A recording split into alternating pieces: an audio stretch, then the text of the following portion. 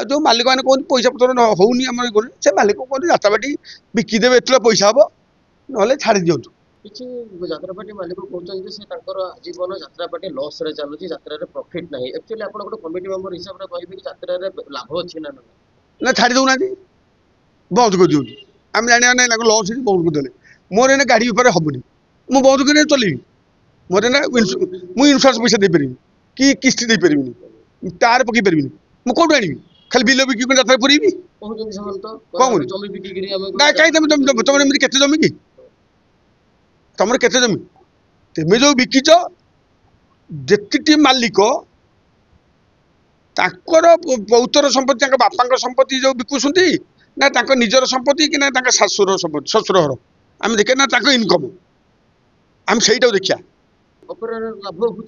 ଲାଭ ହଉନି କାହିଁ ହଉନି? ଏଇନା ତମେ ଲାଭ ଲସ୍ ଦେଖୁଛ, ଏଇନା କାହିଁ ଲାଭ ଦେଖୁଛ? ଯଦି ଏବେ କାହିଁ ଲାଭ ଲସ୍ ତମେ ଦେଖୁଛ? ଏ କୋଟିଏ ଟଙ୍କା ହଉଥିଲା, ଏବେ 20 ଲକ୍ଷ ହବ। କାହିଁକି ନା କଳାକାର ଗୁରା ପଇସା ନେଇଗଲେ। ପିୟୁଷ ଭଳିଆ ଲୋକ ଯଦି 40 ଲକ୍ଷ ଟଙ୍କା 50 ଲକ୍ଷ ନେବ, ମାଲିକ ବୁଡ଼ିଯିବେନି? 4ଟା ପାର୍ଟିଆରୁ ଯଦି ଗଲେନି, ଏବେ ଆକ୍ଟର କମେଇ ସାରିଲୁଣି। 17-18 ଜଣ ଯୋଉଠି ଯାତ୍ରା କରୁଥିଲେ, ଆମେ ଗାଁ ଗହଳି ଆମେ ଯୋଉ ଡ୍ରାମା ଫାମା କରୁଥିଲେ, ଡ୍ରାମାରୁ ଯାତ୍ରା ନା ଆଉ। ତେଣୁକରି ଏବେ 12-13 ଜଣ ଗଲେଣି।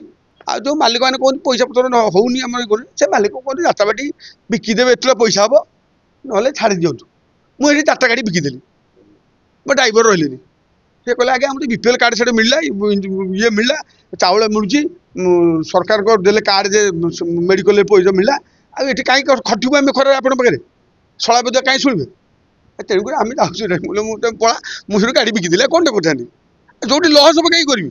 ଆଉ ଯେଉଁ ମାଲିକମାନେ କହୁଛନ୍ତି ପଇସା ପତ୍ର ହେଉନି ଆମର ସେ ମାଲିକ କହୁଛନ୍ତି ଯାତ୍ରାପାଟି ବିକିଦେବେ ଏତେବେଳେ ପଇସା ହେବ ନହେଲେ ଛାଡ଼ି ଦିଅନ୍ତୁ।